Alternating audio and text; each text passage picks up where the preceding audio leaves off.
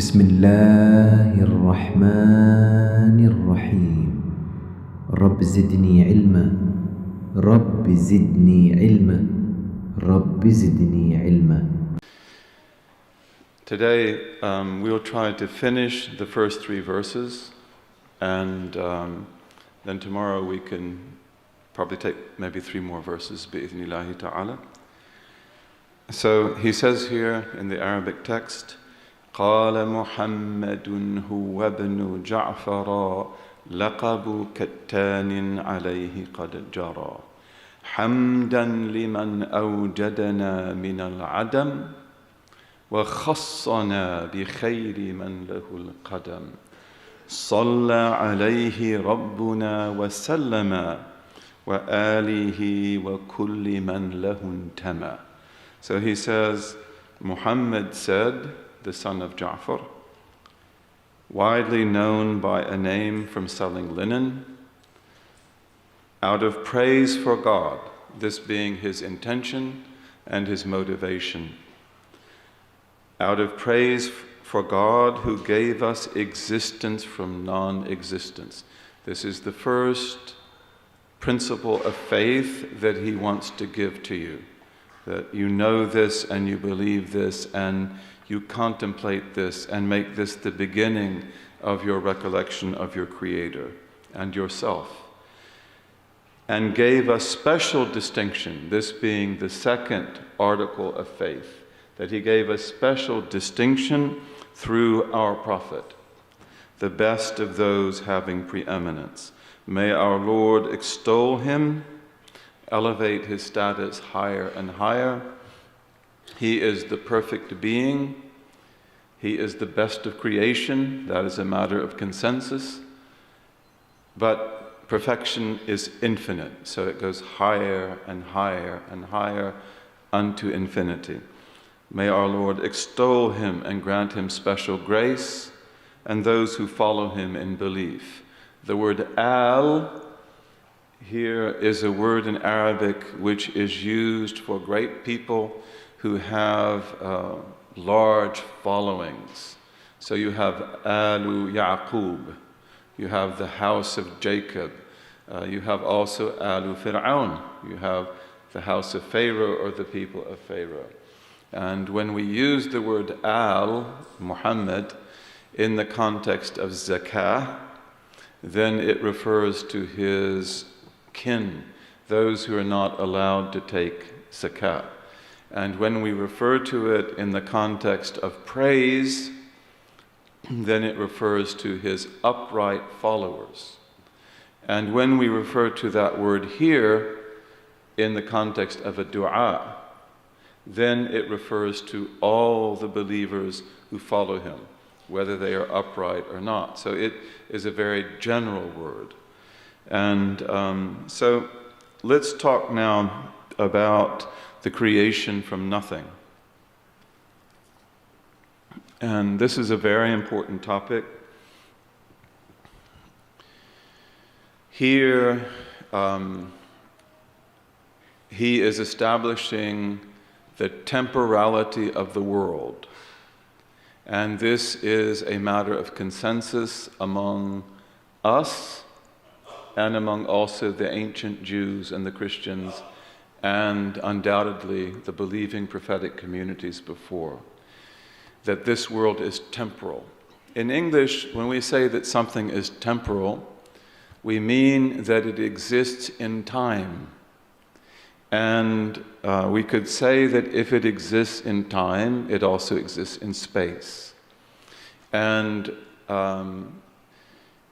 the temporality is one of the fundamental concepts of our belief. In Arabic, the word that we use for temporality is huduth. Huduth. And something which is temporal, we say, is hadith.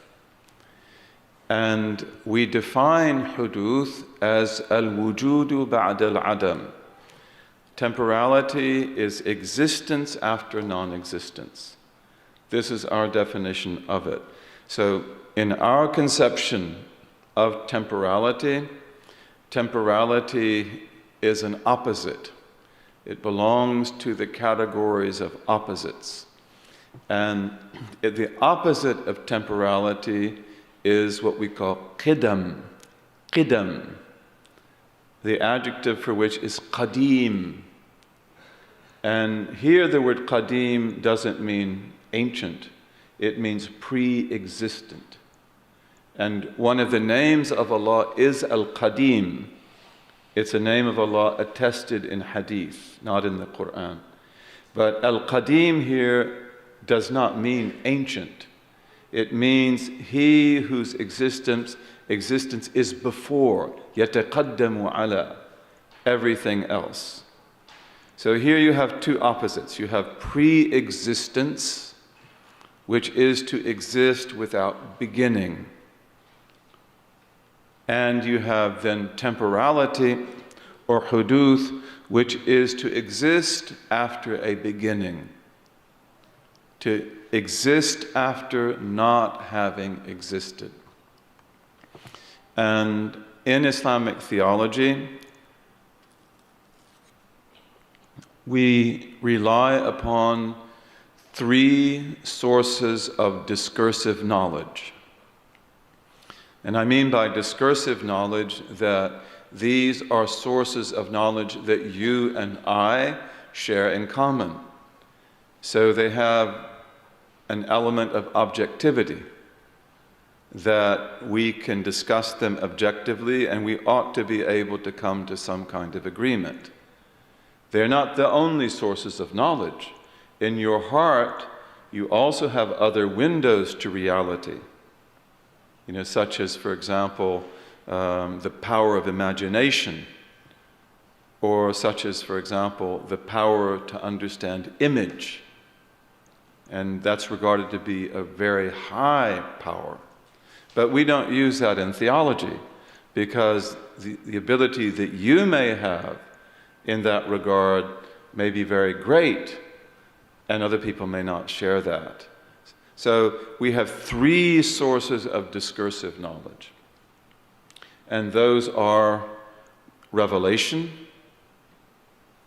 that we are people who believe in the Prophet ﷺ, and we accept the Quran as the Word of God and as authoritative.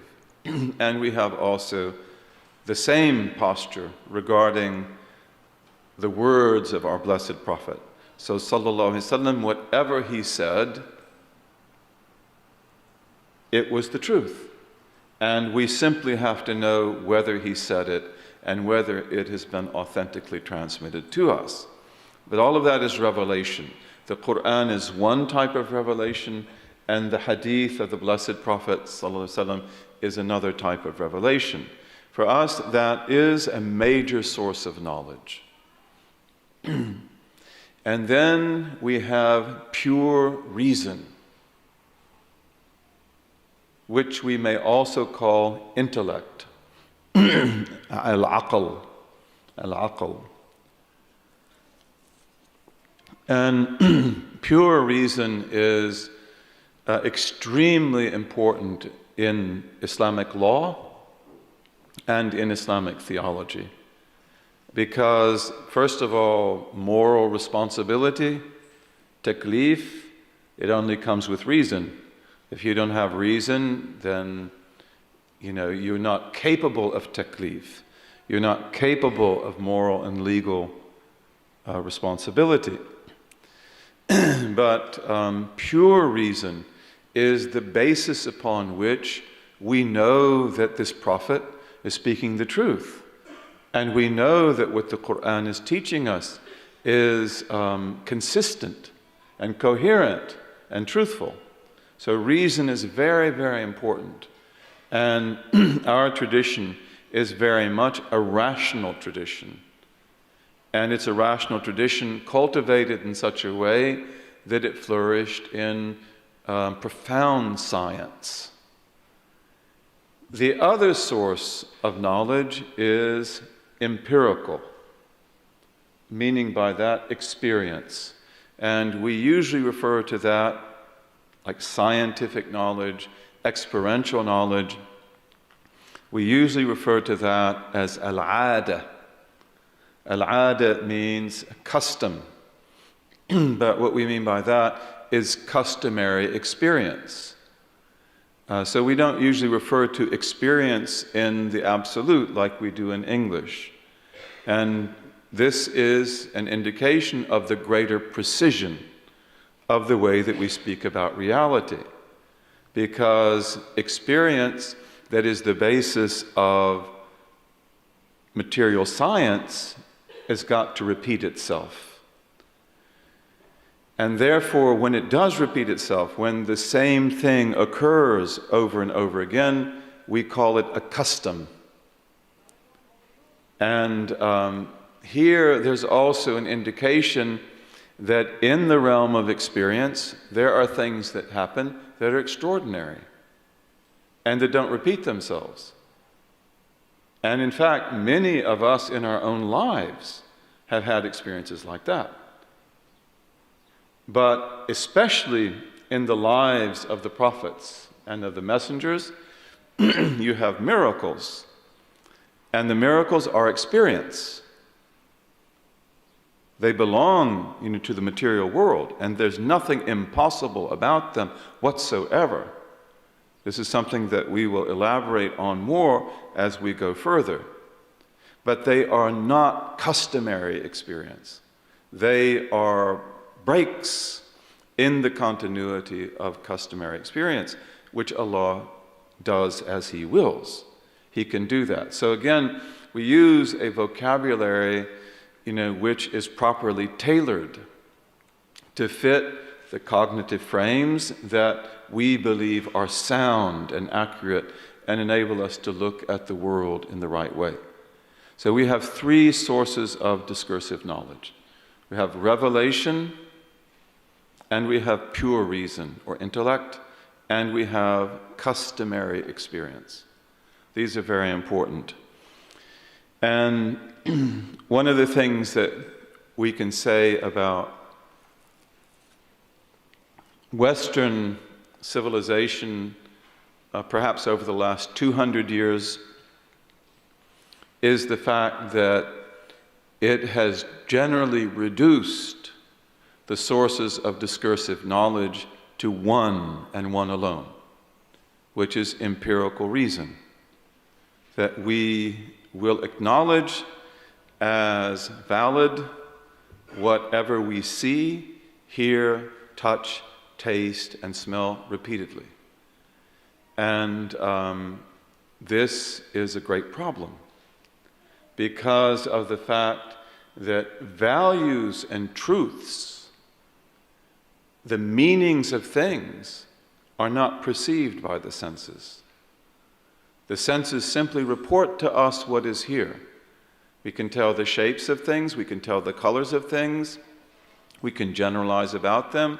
We can say this pillar is just like that one, this one's like that one. We have how many pillars in this room? But on the basis of sense experience alone, we can't really say this is beautiful. We can't even really say that this is useful. And for that reason, postmodernism in the 20th century and into the 21st century, which is a radical innovation in Western thought, is in some ways very honest, in that if truly you only believe in empirical thought, then you can't make value judgments. You can't tell me that one thing is beautiful and another is ugly. You can't tell me about truth and falsehood. And that is accurate, because these statements about, like, this world is beautiful, this world is miraculous, this world has meaning, which it does. It's manifest in everything. But that comes from the heart. And the heart for us is also the intellect. The intellect and the heart for us are the same thing. They work in different ways. But these are values that we get which are not directly related to the perception of colors and sounds and tastes and smells and generalizations about them. One of the things that we'll talk about today, for example, the creation from nothing, is some of the findings of astrophysics and of modern physics, which belong to the realm of customary experience. So we have, as we mentioned this morning, the expansion theory of the universe, which we usually refer to as Big Bang. And Big Bang is a very interesting theory, because one of the things that it does show is that this world has a beginning. It is not eternal. And it takes us to a beginning point, which is essentially, in the eyes of many people, creation from nothing. That there was an infinite point with no size. No size. And all of creation comes out of that. Okay, and this is based on astronomical observations, especially the work of Hubble, of the Doppler effect, and the Hubble, the work of Hubble, where they showed that the universe is expanding by the Doppler effect. The Doppler effect shows that if an object in space is approaching you, it has, I think they called it a blue stratum or something like that, and if it's going away, it has red. And they found out that everything out there in all directions is going away. But the further you go, the faster it's going. And that there is a connection between that. It's like if it's twice as far away, it's going twice as fast. So this shows that there is a beginning point. And how you calculate that in terms of years or measurements is a very difficult thing, because you have to make a lot of assumptions. But still, there is a belief there that there is a beginning. And many scientists believe that this is creatio ex nihilo. It is creation from nothing. But then you have others, like some famous scientists, that will say that, metaphysics has no place here. In other words, we don't want any metaphysical intrusions in the study of physics. And this is an example of the tyranny of the empirical mentality. In other words, it is essentially a belief that, look, there is nothing but what can be measured, what can be tasted and touched and smelled and perceived by the senses, and we will not allow you to speak about anything else. And this is where we differ. That, we have a right and an obligation to use the mind. And we do not believe in curtailing pure reason. And this is what has happened in the West, especially from the days of Kant, the great philosopher. And in the wake of Kant, the use of pure reason is going to be put under the utilization of empirical knowledge. So you can tell me what is necessary by reason or possible or impossible. If I can actually show it to be that way in an experiment or something like that. So we use pure reason as a servant in material science. Pure reason, for example, is mathematics. All mathematical truth is essentially pure reason. It is quantifiable, and it doesn't need to have a laboratory. You know that a certain number is odd or even, or that the calculation of those numbers leads to a particular result, and that numbers relate to each other in different ways. And this is something that is known as immediate knowledge. It doesn't have to be proved in a laboratory. And geometry is like that too. And if we talk about Euclidean geometry in a world like this world that we have here, then the Euclidean triangle is going to always have the sum, as the sum of its angles, 180 degrees. You can make the angle, the triangle, as many different shapes as you want. You can make it obtuse, you can make it acute, you can make it square, whatever you want, but always the combinations of the angles of a Euclidean triangle are going to be 180 degrees. So this is also pure reason. Modern computer science is also based on binary mathematics, which is also reason, pure reason. So in the West, we will use reason for things like that. We will use it for mathematical calculations. We will use it in different types of geometry, Euclidean and non-Euclidean, but we will not allow it to fly. And this is really what reason is for. It is there to make sense of the world that we see around us. And one of the things that pure reason needs in order to fly is to find opposites. And in Arabic, we define the opposites, we call an opposite in Arabic as an-naqid. Naqid. And we say an-naqidani la yajtami'ani wa la yartafi'an. The two opposites never conjoin, and they are never mutually separated. And we mean by that when we have two opposites, such as, for example, existence and non-existence, or we have pre-existence and temporality, according to our definition of temporality, then anything that we speak of it cannot have both of those. They don't conjoin. So it cannot be both temporal and pre-existent. They're exclusive. But it cannot have some third quality other than them where they're both separated. So it's got to have one. It's either existent or non-existent.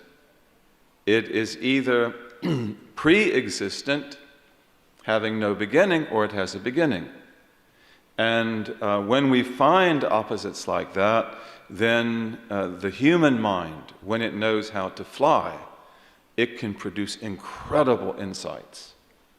This is one of the reasons why Newton, who was a Unitarian believer in God, and who rejected the Trinity, and he spent as much time in theology as he did in physics. He studied the Bible very carefully. And Newton, he perceived the laws of thermodynamics. Thermodynamics is the fact that in the physical world as we see it, heat always goes to cold. There's always this transfer of energy, and it's a one-way street. It doesn't go the other way. Newton did not formulate the laws of thermodynamics. That was done in the 19th century. But Newton understood that principle, and that was one of his proofs of the existence of God, that this world then has to have a beginning, because it has this one-way street where energy is always going from hot to cold, and it's reaching equilibrium and balance, or entropy. Newton understood that, and he used that as a proof of God. And many people in his time did. He's before Kant.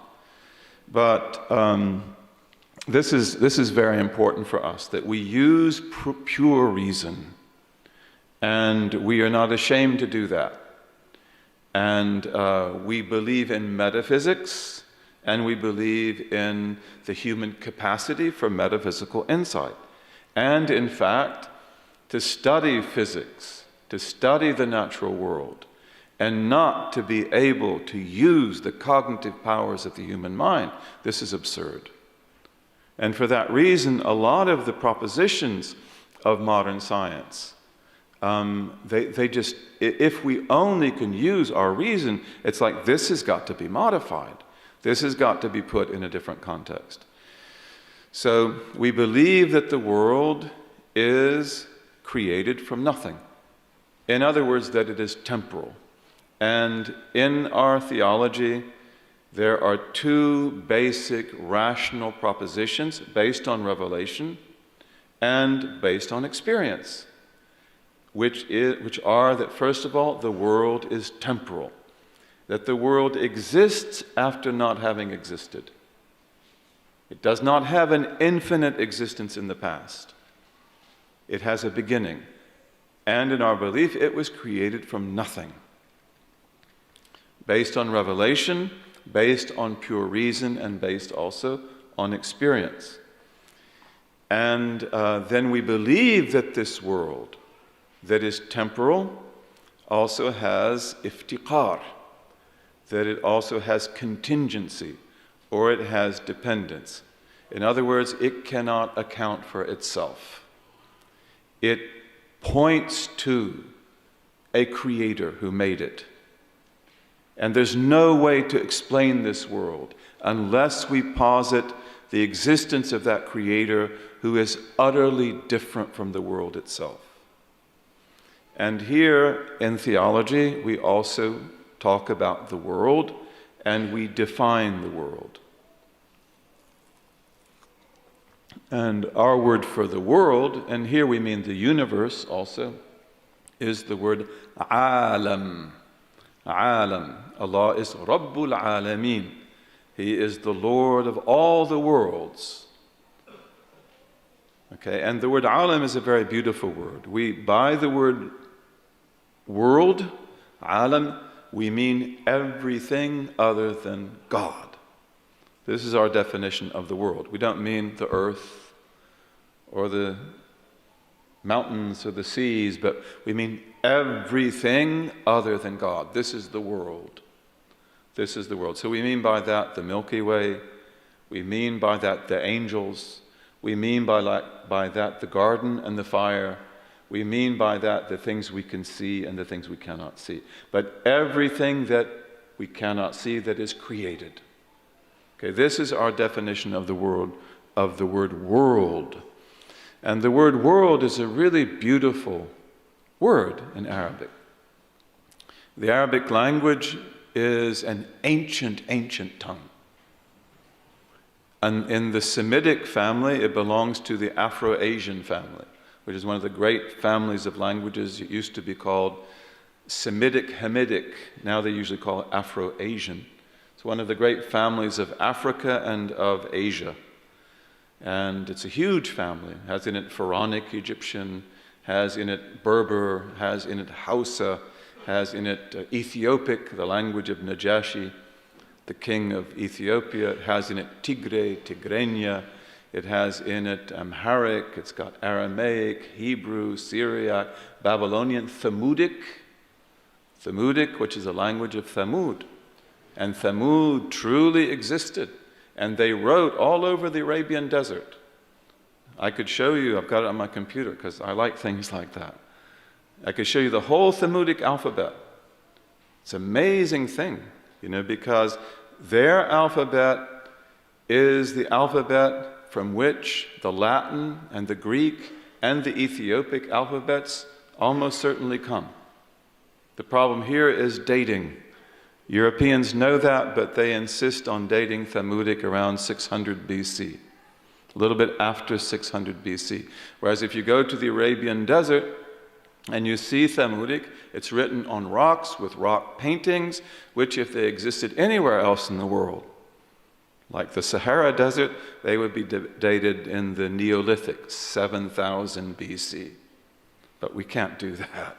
That would turn the tables upside down. That would be, Thamudic is what Arnold Toynbee, great historian, called archaeological time bombs. Because if you can just show that Thamudic is as old as, let's say, 1200 BC, you've changed everything.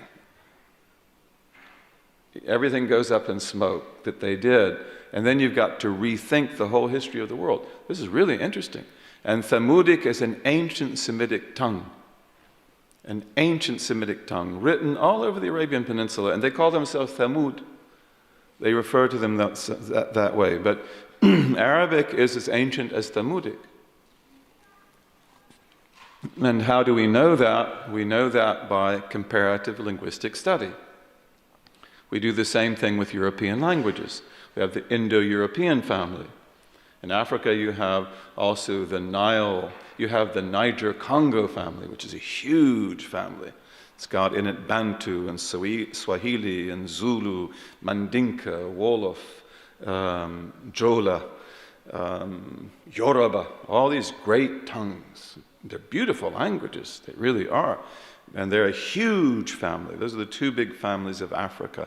But when we study these languages, we do it comparatively.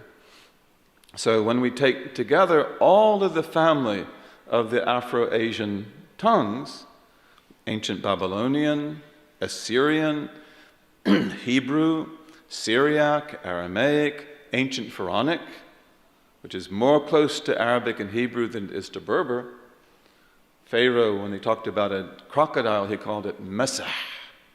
Mesah, we call it Timsah, because it surveys the land from the water. And it has lots of words like that that are very much like Arabic. When we do that, then we see that the ancient tongue of this family, it had tenween. Or it used the same thing with meme. So they would say babun, baban, babin, tenween. Or they might say babum, babam, babim. And they will have i'rab, which is usually u, a, i. Ancient Babylonian has that. Babu, baba, babi. And it will have the dual, the muthanna. So you have rajulun, rajulani, rijal. It will have broken plurals. And it will have also sound masculine plural, sound feminine plural. It will have distinction between sad and dad.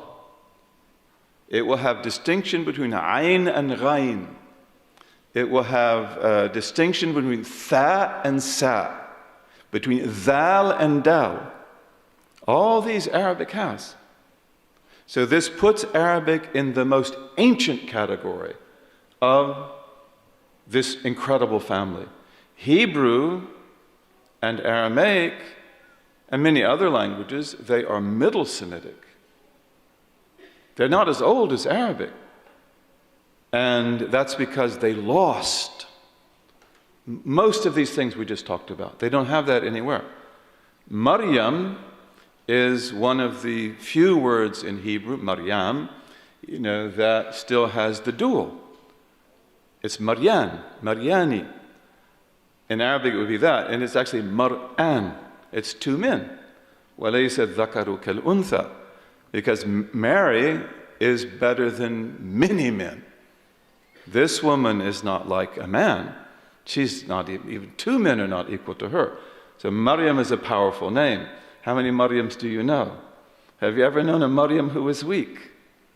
They're usually strong. They can even be difficult. Their name affects them. But Arabic is an ancient tongue. And the ancient tongues always are extremely rich. Which is another thing which is very interesting, isn't it? Because if human beings evolved from some pitiful beginning as parasites living in caves, vegetating and living off of whatever they can find, and then they learn how to talk, and they gradually learn how to stand up a little bit better, and so forth. Then why are their languages so rich? The Arabic language as it was spoken by Quraysh and by the great Arab tribes when the blessed prophet was born, that language we can say by comparative Afro-Asian linguistics was spoken at least that way for the last 10,000 years.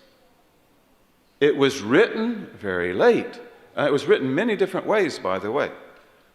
Arabs use different scripts, but writing a language has almost nothing to do with preserving its genuine authenticity and its continuity. Writing doesn't do that.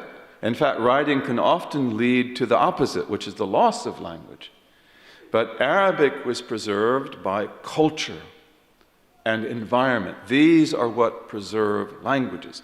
When a culture has continuity, then the language will stay stable. And especially if that language exists in an environment where, where there are no radical changes, then the language will also stay strong. And this is why the great gift of God to the Arabs and to us and to the Muslims is the Arabian Peninsula. The Arabian Peninsula. Think about the Arabian Peninsula. It's as big as India. It's as big enough to be a subcontinent. And it's huge. And then it's got on the western coast the Red Sea. The Red Sea is very deep, and the Red Sea is a coral sea. يَخْرُجُ مِنْهُمَا اللُّؤْلُؤُ وَالْمَرْجَانُ, right? Right? And, it's a coral sea. No harbor on the whole Red Sea, which is very long. When Martin Lynx, may God have mercy on him, took his first pilgrimage in 1948, and there's now a beautiful documentary about that. It took him 7 days to go by boat from Egypt, to Jeddah. It's a long sea, no natural ports. Even Jeddah was not a natural port. It had to be made into a port. All of these had coral. And in order to come into the port, you had to be guided into it by special boats that would take you through the coral. And if you don't get that, your ship will sink.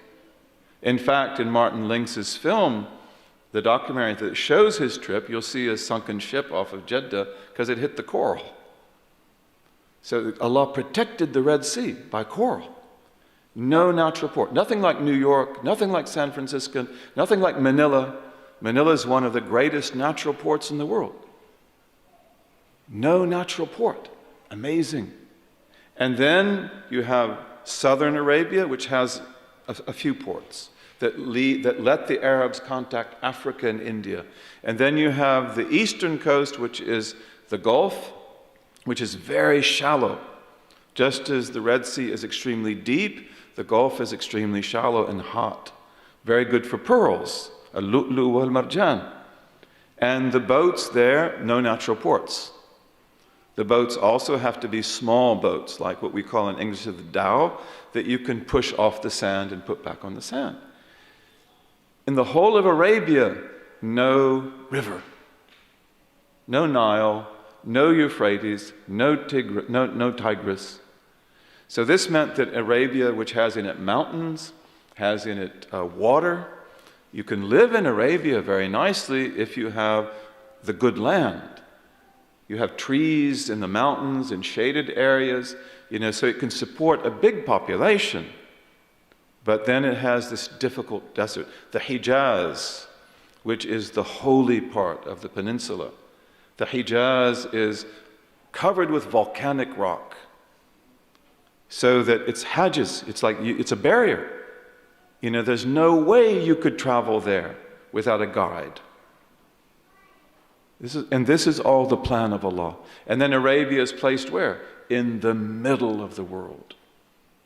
Perfectly placed between Africa and Asia and Europe, so that when the light would come, out of the wilderness of Faran, which is Mecca, then it would spread to all the world. Go to Africa, go to Asia, and go to Europe. But one of the things that it would have also is the most perfect tongue known to human beings, the Arabic tongue, which is an ancient, pure Semitic tongue. Babylonian looks like a dialect compared to Arabic. Hebrew looks like a very simple dialect compared to Arabic. Arabic is profound. This is really important because especially today in some of the propaganda that is being put out, people, Christians are saying that Arabic is, it's not as old as Hebrew. Hebrew is much older. This is all nonsense. But again, Arabic was an extremely expressive language in which the letters have meaning. And the combinations of letters have meanings because of the meanings of the letters. This is incredible. And if you take a dictionary like Lisan al-Arab, which is this huge dictionary that only deals with the Arabic of the days of the Prophet ﷺ and before that in the early period, you know, it's like the words are so rich. They're so profound. So who were the people who spoke that language? What were they like? Because this human mind only works by the tongue. You know, I cannot make my mind work, nor can you, unless we can find words to express this treasure that we find in our heart. If you have good language, then we can expect you to think well. If you are oppressed and denied language, you will not be able to think well. In the history of the oppression of peoples, usually their oppressors deny them language, keep their language stupid and simple. So they can't talk about anything that's complex. That's why in the process of revolution, you've got to raise the language. You've got to begin to talk. You've got to begin to speak. You've got to begin to express. You've got to be precise. Then you become revolutionary. It's very, very important. There is a direct connection between the quality of language and the quality of human thought. That's why for us, as Muslims, we are really concerned about speaking good English. We've got to speak the best English, or French, or German, or Spanish, Castilian, or whatever it may be, and speaking the best Arabic, getting Arabic right, learning it well. These are our languages, always Arabic and our native tongue, whatever it may be. But in Arabic, the word for world is alam, and this means a great sign. So the world is an alama. The world is a sign of God. It's an alam. It's a banner that is raised high. And that's because everything in the world, all of its trees, all of its mountains, all of its fishes, everything that it has, you know, these are manifest signs of the existence of the Creator. As Abu Madyan al-Ghawth says, may Allah be pleased with him, مَا لَا وُجُودَ لِذَاتِهِ مِنْ ذَاتِهِ فَوُجُودُهُ لَوْلَاهُ عَيْنُ الْمُحَالِ مَا لَا وُجُودَ لِذَاتِهِ مِنْ ذَاتِهِ فَوُجُودُهُ لَوْلَاهُ لَوْلَا اللَّهِ عَيْنُ الْمُحَالِ. That which exists but has no existence, that comes from its own essence, its existence without God is the very essence of impossibility. Cannot be. That's intellect. That's the heart. But this is why the world around us is a manifest sign. And in speaking about all of this, we're always rubbing shoulders with what Sidi Walid talked about in his first speech, and that is ujmatul qulub. That is the illiteracy of the hearts today. That really the modern human being who is so highly developed, so intelligent, so capable of making cars and airplanes and computers and internets and all iPhones, all of these things, is at the same time one of the most ignorant examples of humanity the world has ever witnessed, who does not know how to think about himself or herself or about the world around them, and for whom the existence of God is one of the most problematic of all questions. And that's not what it is. That's not what it should be. It's one of the most manifest of all the manifestations of the unseen in the creation. So we believe that God created the world from nothing. This is what he tells us in the Revelation. That God bada al-khalq. He is the one who originated creation. He is al-badi', yani he is al-awwal, al-akhir, and so forth. And then also, in terms of the pure intellect, the great sign of the temporality of the world is change. That which changes is temporal. And this is a law. We could call that a law. You know, it is a rule because it is based on necessity. And this is also very important because when we talk about natural laws, we're abusing language. You know, what are natural laws? Natural laws of gravity? Natural laws of what? These are not laws, these are generalizations. And we would call them the customs of God. And we expect things to work according to these customs. But they are not laws that nature has dictated. They are psychological habits. They are perceptual habits that we develop by seeing the repetition of customary experience. But they are not laws in the sense that they are not based on intellectual necessity or impossibility or possibility. And again, it's very important for us to get our language. You don't want to work in other people's cognitive frames. You won't be able to get out of them.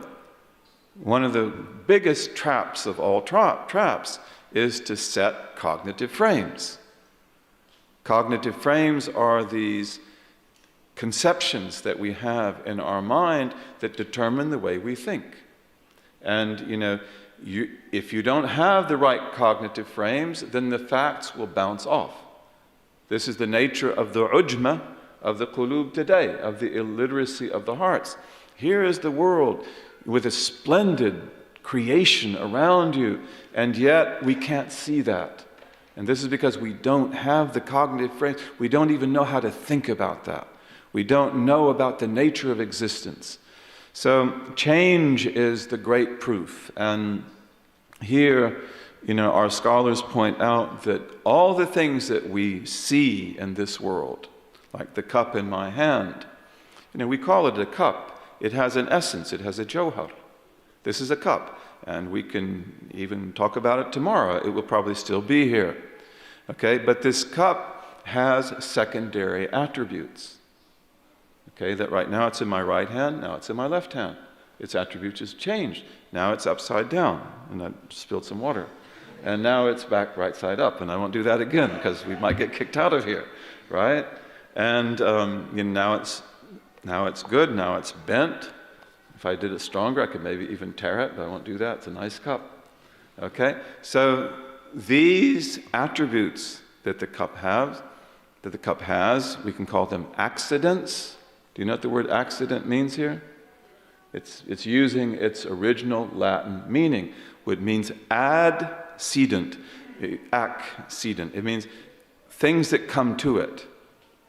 It doesn't talk about, we're not talking about car accidents or anything like that. But the attributes that this has, we call them in Arabic a'rad. And we can translate that in English, philosophical English, as accidents. And maybe we can use among ourselves language which is easier, like secondary attributes. In other words, they're attributes that come and go. The cup now is white and it has these little stars on it. And, you know, we could get a paintbrush and paint it black or red or yellow. The thing is that all the accidents of this cup, you know, it's in space, it's in time, it's here in my hand, now it's in the other hand. These are necessary for the cup. Because this cup cannot exist in time and place without accidents. It cannot exist without certain attributes. It's got to have up, down, right, left, front, back. It's got to be close to me or far from me. It's now in my hand, touching me. I'm touching it. Now it's not. Okay? It's got to have certain attributes. And it cannot exist conceptually or existentially without them. So, has this cup existed from before creation? Is this the only cup that's not created in the world?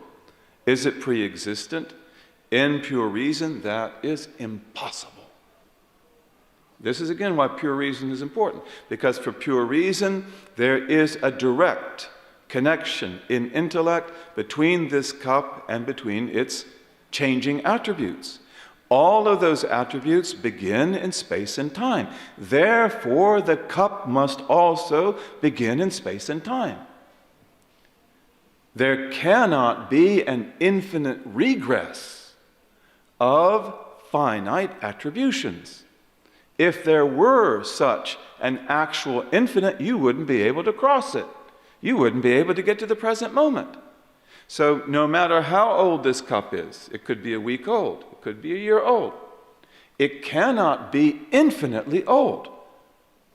And did I witness its beginning so that I can say on the basis of my testimony that yes, I saw this cup made in Turkey, it's a really nice Turkish cup? No. I just saw it for the first time a few minutes ago. But I don't need to see that, because I have something more powerful than eyes and ears and touch and taste and smell, which is pure intellect. And I know that as long as this changes, or it has the potential of change, it cannot be pre-existent.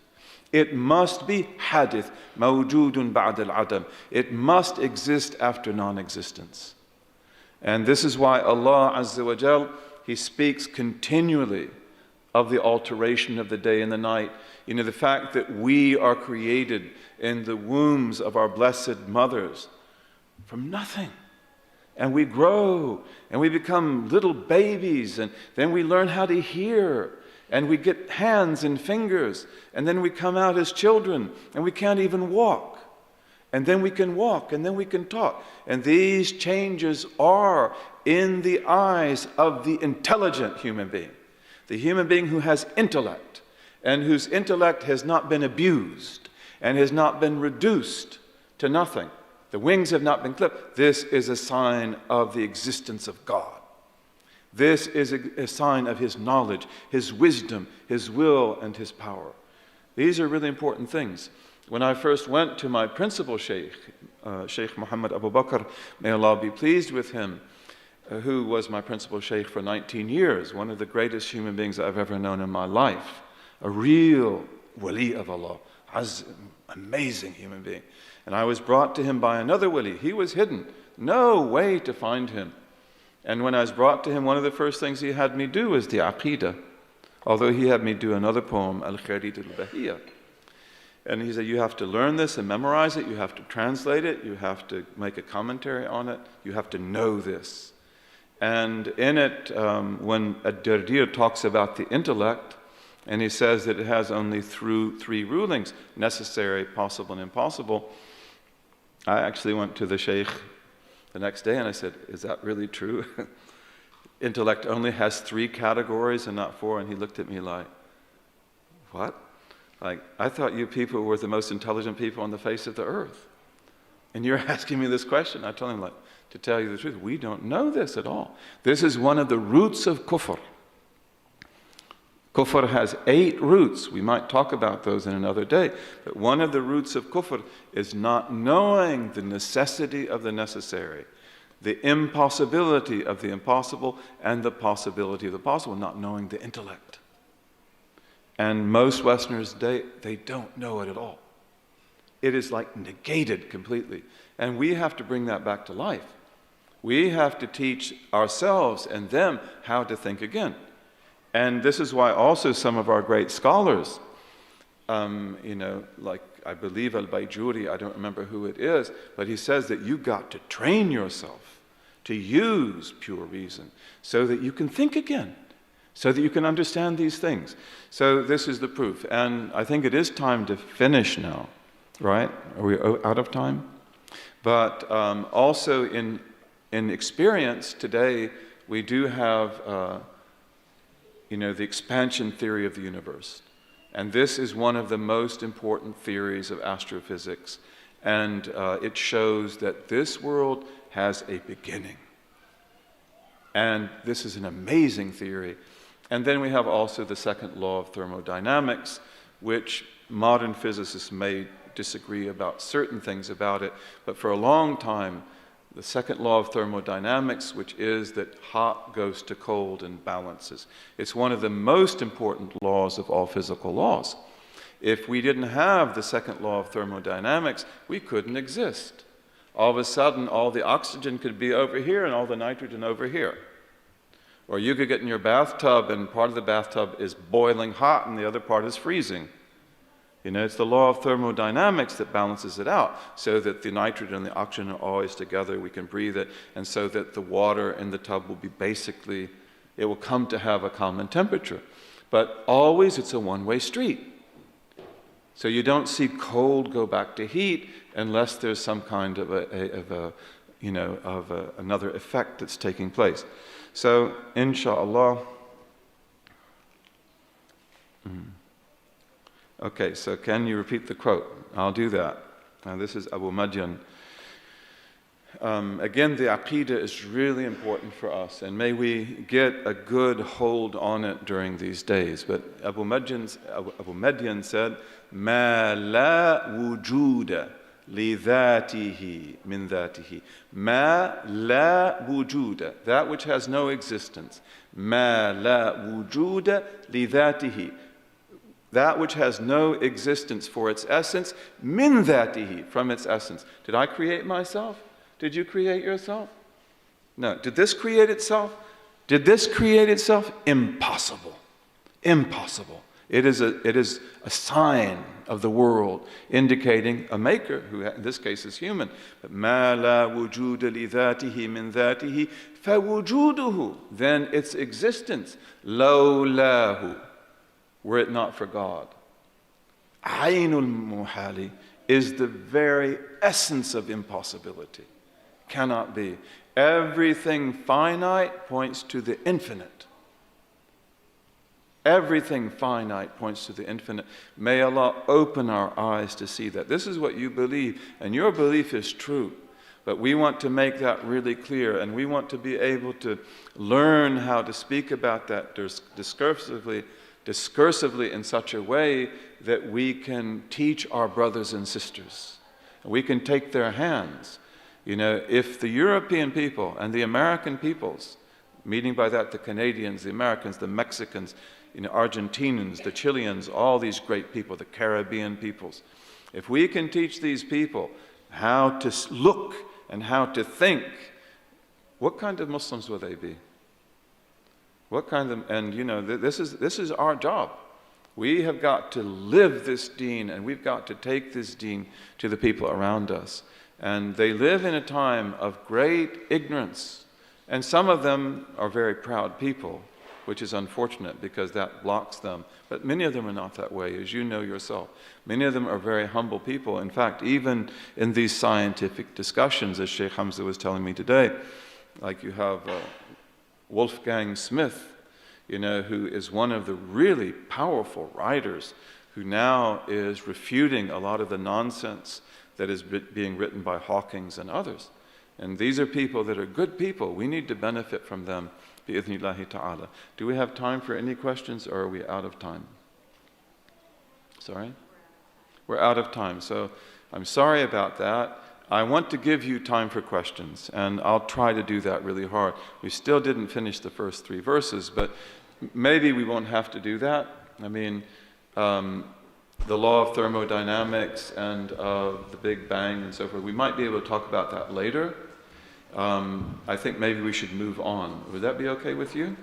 So tomorrow, inshallah, we'll try to turn the page. And tomorrow we'll try to take verses 4, 5, and start 6. This in 6 is going to take some time. Okay, so inshallah we'll do that. It's a great honor to be here with you. May Allah open our hearts. Again, one of the reasons why these poems are so beautiful is because, as Ibn Ata'Allah says, كُلُّ كَلَامٍ يَبْرُزُ وَعَلَيْهِ كِسْوَةُ الْقَلْبِ الَّذِي مِنْهُ بَرَزْ. That all words that come out of the heart, and the only words that count are the words that come out of the heart. You speak from your heart, I try to speak from mine. He speaks from his heart. Okay, the words of his heart affect your heart. When the words come out of, just talk, then they don't have that effect. They can even be harmful. But when you take the words of Muhammad ibn Ja'far al-Qattani, they come into your heart wearing the ornamentation of his blessed heart. And that transforms you. That's why also memorization is very important. Memorize the hadith of the Prophet. So what heart is that? Take the words of Allah revealed to the Prophet. What effect does that have? Memorizing the words of great people, it transforms us. We put in our hearts the kiswa, the ornamentation, the drapery, like the drapery of the Kaaba, of these great human beings, bi-idhnillahi ta'ala. May Allah transform us. And inshallah, may this be a wonderful time for you this month. I wish I could stay with you the whole month, but I've got to go back to Spain, which I'm not sad about doing, but I would like to be here. And inshallah, may Allah bless you and protect you, and maybe next year come to Spain. Any Turks, you pardon me for that, okay? Turkey is beautiful, but Spain is also beautiful. And Spain and Turkey have this amazing relation. There's a really interesting book, called La Sombra del Islam en la Conquista de América, by a man called Tobo Ada. It's called The Shadow of Islam in the Conquest of America. Came out just a few years ago in Spanish. He's a great scholar. And it's really interesting to show how the Spanish conquerors, who were very ruthless in the Americas, were so concerned about the Turks, because they knew that the Ottoman Turks would conquer them and take back Spain. Because of the way that events developed in the 16th century, that didn't happen. But they knew at that time this is a certainty. And his book is a very important book, The Shadow of Islam in the Conquest of America, La Sombra del Islam en la Conquista de América. Very good book.